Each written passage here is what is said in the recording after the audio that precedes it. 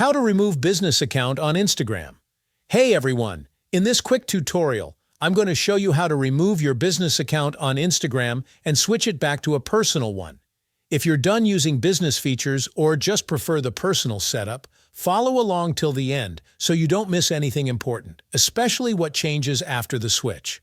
Let's get started. First, launch your Instagram app and tap your profile icon at the bottom right of the screen. Next, hit the three horizontal lines in the top right corner to bring up the menu. Now, scroll down and choose Business Tools and Controls. Keep scrolling until you reach the bottom and then tap Switch Account Type. Here, you'll see a few options. Tap on Switch to Personal Account. Once you've selected Switch to Personal Account, Instagram will ask you to confirm.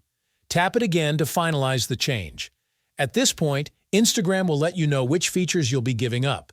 Things like insights, analytics, and promotional tools. Give it a second and you're done. Your account is now personal. To double-check, head back to your profile settings. You'll notice that the professional dashboard and any business-related tools are no longer there. That means your account has successfully switched.